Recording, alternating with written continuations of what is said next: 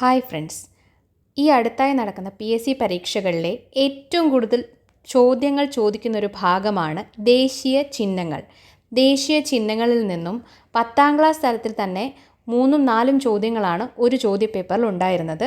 ഇനി വരാൻ പോകുന്ന പരീക്ഷകൾക്കും ഇത് നമുക്ക് പ്രതീക്ഷിക്കാവുന്നതാണ്. അതുകൊണ്ട് നമുക്ക് ഈ ടോപ്പിക്കിലെ ഏറ്റവും ഇമ്പോർട്ടൻ്റ് ആയിട്ടുള്ള കാര്യങ്ങളാണ് നമ്മൾ ഈ വീഡിയോയിൽ ഡിസ്കസ് ചെയ്യാൻ പോകുന്നത്. ആദ്യം തന്നെ ദേശീയ ഗാനത്തെപ്പറ്റി പറയാം. നമ്മുടെ ദേശീയ ഗാനം ജനഗണമനയാണെന്ന് എല്ലാവർക്കും അറിയാമല്ലോ. രവീന്ദ്രനാഥ ടാഗോറാണ് ജനഗണമന രചിക്കുന്നത്. 1911 ഡിസംബറിലാണ് ദേശീയ ഗാനം രചിക്കുന്നത്. തത്വബോധിനി പത്രികയിൽ ഭാരത ഭാഗ്യവിധാത എന്ന പേരിൽ 1912 പ്രസിദ്ധീകരിക്കുന്നത്. യഥാർത്ഥത്തിൽ ബംഗാളിയിലാണെങ്കിലും ഭരണഘടനാ നിർമ്മാണ സഭ അംഗീകരിച്ചത് ഇതിൻ്റെ ഹിന്ദി പതിപ്പാണ്. ദേശീയ ഗാനം ആലപിക്കാൻ എടുക്കുന്ന സമയം 52 സെക്കൻഡാണ്. ചുരുക്കിയ രൂപം പാടാൻ 20 സെക്കൻഡാണ് എടുക്കുന്നത്. ആദ്യമായി ദേശീയ ഗാനം ആലപിക്കുന്നത് 1911 ഡിസംബർ 27 കൊൽക്കത്തയിലെ കോൺഗ്രസ് സമ്മേളനത്തിലാണ്. സർലാദേവി ചൗധരിയാണ് പ്രധാനമായും ഇത് ആലപിച്ചത്. ജനഗണമന ആദ്യമായി പാടിയ INC സമ്മേളനത്തിൻ്റെ അധ്യക്ഷനാരായിരുന്നു? ബിഷൻ നാരായൺദാർ ആയിരുന്നു. ഭരണഘടനാ നിർമ്മാണ സഭ ജനഗണമനയെ ദേശീയ ഗാനമായി അംഗീകരിച്ചത് 1950 ജനുവരി 24 ആദ്യമായി സംഗീതം നൽകിയത് ക്യാപ്റ്റൻ റാം സിംഗ് താക്കൂറാണ്. ഇതിൻ്റെ ഇംഗ്ലീഷ് പരിഭാഷ ടാഗോർ തന്നെ മോർണിംഗ് സോങ് ഓഫ് ഇന്ത്യ എന്ന പേരിൽ 1919 മദനപ്പള്ളിയിൽ ആന്ധ്രാപ്രദേശ് വെച്ച് പരിഭാഷപ്പെടുത്തി. ഈ സ്ഥലം NCERTയിൽ പരാമർശിച്ചിട്ടുണ്ട്, അതുകൊണ്ട് തന്നെ ഒന്ന് നോട്ട് ചെയ്യണം. രാഗം ആലപിക്കുന്നത് ശങ്കരാഭരണത്തിലാണ്. നമ്മുടെ 10th ലെവൽ എക്സാമിന് ഈ ക്വസ്റ്റ്യൻ ഉണ്ടായിരുന്നു. ജനഗണമനയിൽ ആകെ 5 ചരണങ്ങൾ സ്റ്റാൻസാസ് ആണുള്ളത്. ഇതിൽ ആദ്യത്തെ ചരണം മാത്രമാണ് നമ്മുടെ ദേശീയ ഗാനമായി സ്വീകരിച്ചിട്ടുള്ളത്. അതിൽ 13 വരികളാണുള്ളത്. ലോകത്തിലാദ്യമായി ഒരു ദേശീയ ഗാനം റേഡിയോയിലൂടെ ഓർക്കസ്ട്ര രൂപത്തിൽ വായിച്ചത് 1942 സെപ്റ്റംബർ 11 ജർമ്മനിയിലെ ഹാംബർഗിലാണ്. അത് നമ്മുടെ ദേശീയ ഗാനമായിരുന്നു. പിന്നെ ഇതിൻ്റെ ചരിത്രപരമായൊരു വസ്തുതയാണ്, സുഭാഷ് ചന്ദ്രബോസിൻ്റെ ഇന്ത്യൻ നാഷണൽ ആർമി INA ഇതിനെ ശുഭ സുഖ ചൈൻ എന്ന പേരിൽ ഹിന്ദുസ്ഥാനി ഭാഷയിലേക്ക് പരിഭാഷപ്പെടുത്തി ഉപയോഗിച്ചിരുന്നു. ദേശീയ ഗീതം വന്ദേമാതരമാണ്. ബങ്കിം ചന്ദ്ര ചാറ്റർജി അല്ലെങ്കിൽ ചട്ടോപാധ്യായ എന്നും അദ്ദേഹത്തിൻ്റെ പേര് എക്സ്റ്റൻഷൻ പറയാറുണ്ട്. അദ്ദേഹമാണ് വന്ദേമാതരം രചിക്കുന്നത്. യഥാർത്ഥ ഭാഷ സംസ്കൃതവും ബംഗാളിയും കലർന്നൊരു രൂപത്തിലാണ്. രചിച്ച വർഷം 1875 നവംബർ 7 വന്ദേമാതരം ബംഗദർശൻ എന്ന വാരികയിൽ വരുന്നത്. പിന്നീട് അദ്ദേഹത്തിൻ്റെ നോവലായ ആനന്ദമഠം 1882 ചേർക്കുന്നുണ്ട്. ആനന്ദമഠ് നോവലിൻ്റെ പശ്ചാത്തലം എന്ന് പറയുന്നത് 1770കളിൽ ബംഗാളിൽ നടന്ന സന്യാസി കലാപത്തിൻ്റെ പശ്ചാത്തലത്തിലാണ് ആനന്ദമഠ് എഴുതിയിട്ടുള്ളത്. 1905 ബംഗാൾ വിഭജന കാലത്ത് സ്വദേശി പ്രസ്ഥാനത്തിൻ്റെ പ്രധാന മുദ്രാവാക്യമായി വന്ദേമാതരം ഉയർന്നു വന്നിരുന്നു. അപ്പോൾ ആ സാഹചര്യത്തിൽ വന്ദേമാതരമായിരുന്നു ആളുകൾ കൂടുതലായിട്ടും പ്രതിഷേധ സൂചകമായി ആലപിച്ചുകൊണ്ടിരുന്നത്. ഈണം നൽകിയത് ജാദുനാഥ് ഭട്ടാചാര്യയാണ് ആദ്യമായിട്ട് വന്ദേമാതരത്തിന് ഈണം നൽകുന്നത്. ഔദ്യോഗികമായി വന്ദേമാതരം ചിട്ടപ്പെടുത്തിയിരിക്കുന്നത് ദേശരാഗത്തിലും കഹർവ താളത്തിലുമാണ്. രാഗവും താളവുമാണ് പറയുന്നത്. ആലപിക്കുന്ന സമയം 65 സെക്കൻഡാണ്. 1 മിനിറ്റ് 5 സെക്കൻഡ്. വന്ദേമാതരം പൂർണ്ണ രൂപത്തിൽ ആലപിക്കാൻ 3 മിനിറ്റും 10 സെക്കൻഡ് സമയവുമാണ് നിശ്ചയിച്ചിട്ടുള്ളത്. ഭാഷാശൈലി സംസ്കൃതവും ബംഗാളിയും കലർന്ന മണിപ്രവാള ശൈലിയാണ് വന്ദേമാതരത്തിനുള്ളത്. നമ്മൾ പറഞ്ഞ ആനന്ദമഠ് എന്ന നോവലിൽ ഭവാനന്ദ് എന്ന സന്യാസി കഥാപാത്രമാണ് ഈ ഗാനം ആലപിക്കുന്നത്. ഭരണഘടനാ നിർമ്മാണ സഭ 1950 ജനുവരി 24 ദേശീയ ഗാനത്തിന് തുല്യമായ പദവി നൽകി ദേശീയ ഗീതത്തെ അംഗീകരിക്കുന്നുണ്ട്. വന്ദേമാതരം ദേശീയ ഗീതമായി പ്രഖ്യാപിച്ച ഭരണഘടനാ നിർമ്മാണ സഭയുടെ അധ്യക്ഷൻ ആരായിരുന്നു? ഡോക്ടർ രാജേന്ദ്ര പ്രസാദ് ആയിരുന്നു. ആദ്യമായിട്ട് 1896 കൊൽക്കത്ത INC സമ്മേളനത്തിൽ രവീന്ദ്രനാഥ് ടാഗോറാണ് ആലപിക്കുന്നത്. 1896 കൊൽക്കത്ത INC സമ്മേളനത്തിൻ്റെ അധ്യക്ഷൻ ആരായിരുന്നു? റഹ്മത്തുള്ള സയാനി ആയിരുന്നു.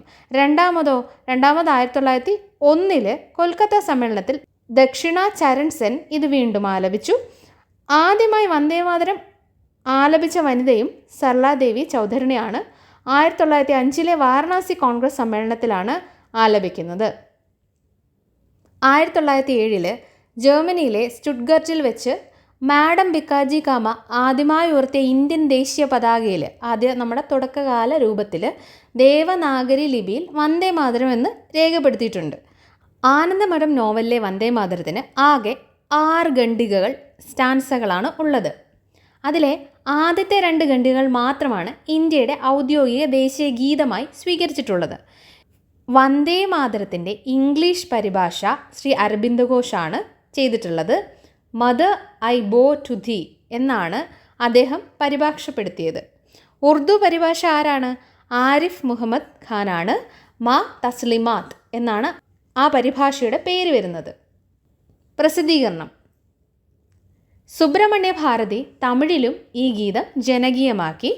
അതേപോലെ തന്നെ ഇമ്പോർട്ടൻ്റ് ആയിട്ടുള്ളൊരു ഫാക്റ്റാണ്, വന്ദേ മാതരം എന്ന പേരിൽ ഒരു ഇംഗ്ലീഷ് പത്രം അരബിന്ദ് ഘോഷ് ഇറക്കിയിട്ടുണ്ട്. അതുപോലെ തന്നെ ലാലാ ലജ്പത് റായ് ഉറുദുവിൽ ഇതേ പേരിലൊരു പത്രം ഇറക്കിയിട്ടുണ്ട്. PSC ഈ അടുത്ത് നടന്നൊരു പരീക്ഷയിലും വന്ദേ മാതരം എന്താണ് എന്നൊരു ചോദ്യം ചോദിച്ചു. ഉറുദു പത്രമെന്നായിരുന്നു അതിൻ്റെ ഉത്തരം കൊടുത്തിരുന്നത്. അപ്പോൾ ആ പോയിൻ്റ് ഇമ്പോർട്ടൻ്റ് ആണ്.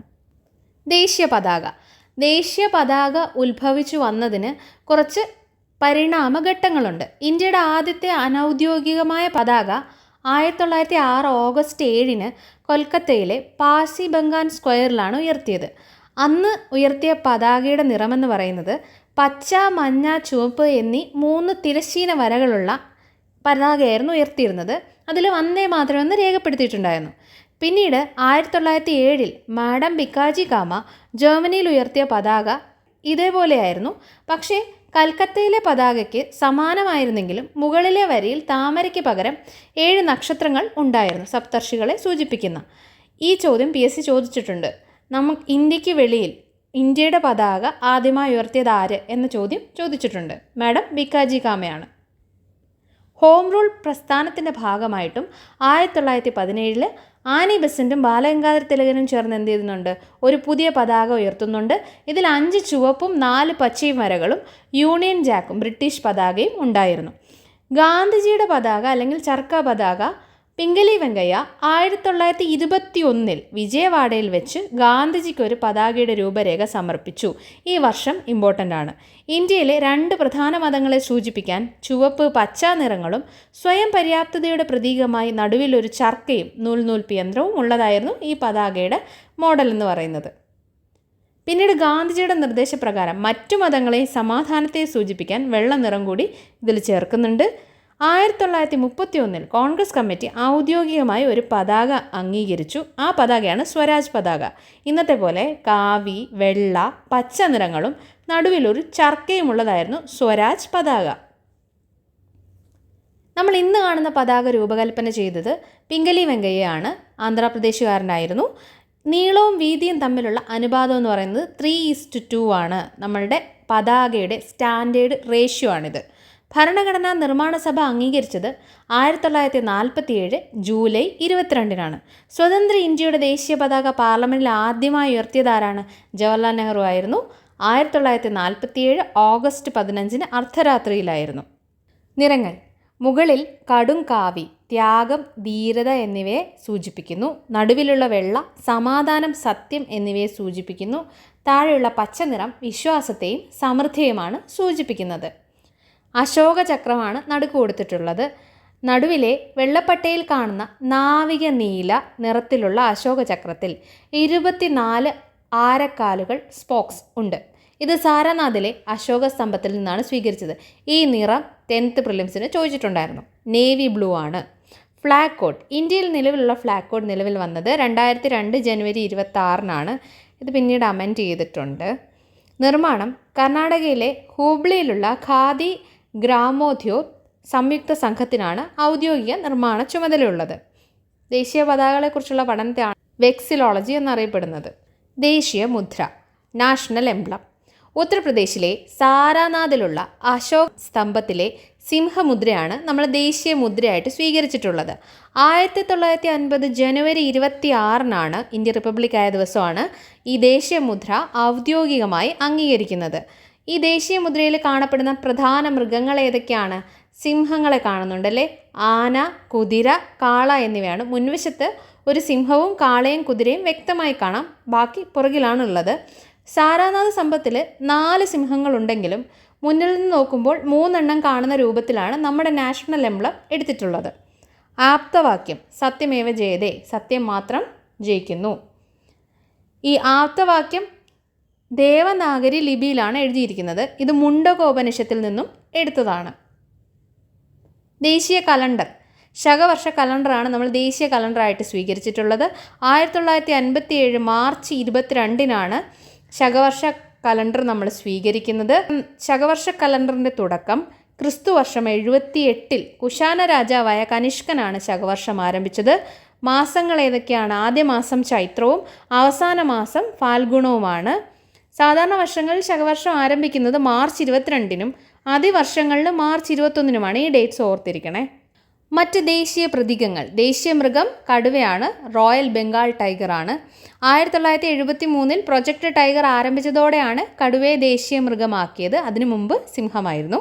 ദേശീയ പക്ഷി മയിൽ അല്ലെങ്കിൽ ഇന്ത്യൻ പീ ഫൗൾ 1963-ൽ അംഗീകരിച്ചു. ദേശീയ പൈതൃക മൃഗം ഏതാണ്? ആനയാണ്, ഇന്ത്യൻ എലിഫൻറ്റ്. 2010 ഒക്ടോബർ 22-നാണ് ആനയെ ഇന്ത്യയുടെ ദേശീയ പൈതൃക മൃഗമായിട്ട് പ്രഖ്യാപിക്കുന്നത്. ദേശീയ ജലജീവി നാഷണൽ അക്വാറ്റിക് ആനിമൽ ഗാംഗറ്റിക് ഡോൾഫിനാണ്. 2009 ഒക്ടോബർ 5-നാണ് കേന്ദ്ര സർക്കാർ ഗംഗാ ഡോൾഫിനെ ദേശീയ ജലജീവിയായിട്ട് പ്രഖ്യാപിക്കുന്നത്. ഒക്ടോബർ 5 ഇന്ത്യയിലെ ദേശീയ ഡോൾഫിൻ ദിനമായിട്ടും ആചരിക്കുന്നുണ്ട്. ഇതും 10th പ്രിലിംസിന് ചോദിച്ചിട്ടുണ്ടായിരുന്നു. നാഷണൽ സിംബൽസ് എന്നുള്ള പോർഷനിൽ നിന്നാണ് ഈ ഗാംഗറ്റിക് ഡോൾഫിൻ്റെ ക്വസ്റ്റ്യൻ വന്നത്. ദേശീയ നദി ഏതാണ്? ഗംഗയാണ്. 2008 നവംബർ 4-നാണ് പ്രഖ്യാപിക്കുന്നത്. ദേശീയ വൃക്ഷം പേരാലാണ്. അചഞ്ചലതയുടെ പ്രതീകമായിട്ടാണ് പേരാലിനെ കാണുന്നത്. ദേശീയ പുഷ്പം ഏതാണ്? താമരയാണ്, ലോട്ടസ്. ശുദ്ധിയുടെ പ്രതീകമാണ്. ദേശീയ ഫലം മാമ്പഴമാണ്. ദേശീയ കറൻസി ചിഹ്നം ഏതാണ്? റുപ്യ എന്നുള്ള ഈ ചിഹ്നമാണ്. ഈ ചിഹ്നം രൂപകൽപ്പന ചെയ്തത് ഡി ഉദയകുമാറാണ്. 2010 ജൂലൈ 15-നാണ് ഈ ചിഹ്നം അംഗീകരിക്കുന്നത്. ഈ ഭാഗത്തു നിന്നും ഇപ്പോൾ നടന്ന 10th പ്രിലിംസിന് ചോദിച്ചിട്ടുള്ള ചോദ്യങ്ങളാണ്. ഭരണഘടനാ നിർമ്മാണ സഭ ഔദ്യോഗികമായി ഇന്ത്യയുടെ ദേശീയ പതാക അംഗീകരിച്ച ദിവസമാണ് ചോദിച്ചിട്ടുള്ളത്. 1947 ജൂലൈ 22-ആണ്. പിന്നീട് ഗാംഗറ്റിക് ഡോൾഫിനെ പറ്റി ഒരു ചോദ്യം ചോദിച്ചിട്ടുണ്ടായിരുന്നു. എന്നാണ് പ്രഖ്യാപിച്ചതെന്നും. പിന്നീട് അരുണാചൽ പ്രദേശിൻ്റെയും ഔദ്യോഗിക ജലജീവിയാണ് സൂസു ഹിഹു എന്നും വിളിക്കുന്നു. ഇവിടെ ഈ രണ്ടാമത്തെ സ്റ്റേറ്റ്മെൻറ്റ് തെറ്റായിരുന്നു. ഗാംഗറ്റിക് ഡോൾഫിനെ ജലജീവിയായി പ്രഖ്യാപിച്ചത് 2009 ഒക്ടോബർ 5-ന് തന്നെയാണ്. സൂസു എന്നും ഹിഹു എന്നും വിളിപ്പേരുണ്ട്. പക്ഷേ അരുണാചൽ പ്രദേശിൻ്റെ ഔദ്യോഗിക ജലജീവി അല്ല. വന്ദേ മാതരം എന്ന ദേശീയ ഗീതം ചിട്ടപ്പെടുത്തിയത് ഏത് രാഗത്തിലാണെന്ന് ചോദിച്ചിരുന്നു. ദേശ് രാഗത്തിലാണ് വന്ദേ മാതരം ചിട്ടപ്പെടുത്തിയതെന്ന് പറഞ്ഞിരുന്നു. അന്താരാഷ്ട്ര വേദിയിൽ ഇന്ത്യയുടെ ത്രിവർണ്ണ പതാക ആദ്യമായി ഉയർത്തിയത് ആരെന്ന് ചോദിച്ചു. മാഡം ഭിക്കാജി കാമയായിരുന്നു. ജനഗണമന ഇന്ത്യയുടെ ദേശീയ ഗാനമായി അംഗീകരിച്ചത് എന്നാണെന്ന് ചോദിച്ചിട്ടുണ്ട്. ജനുവരി 24, 1950-നായിരുന്നു. ഏത് വർഷമാണ് പിംഗലി വെങ്കയ്യ ദേശീയ പതാകയുടെ മാതൃക ഗാന്ധിജിക്ക് സമർപ്പിച്ചത്? 1921. ദേശീയ പതാകയിലെ അശോക ചക്രത്തിൻ്റെ നിറം നേവി ബ്ലൂ. ദേശീയഗാനം പാടുന്നത് ഏത് രാഗത്തിലാണ്? ശങ്കരാഭരണം രാഗത്തിലാണ്. അപ്പോൾ ഇതൊക്കെയാണ് ദേശീയ ചിഹ്നങ്ങൾ എന്ന ഭാഗത്തു നിന്നുള്ള പ്രധാനപ്പെട്ട വസ്തുതകൾ, ചോദ്യങ്ങളും. അപ്പോൾ ഇതനുസരിച്ച് ഇത് പ്രിപ്പയർ ചെയ്ത് വയ്ക്കുക.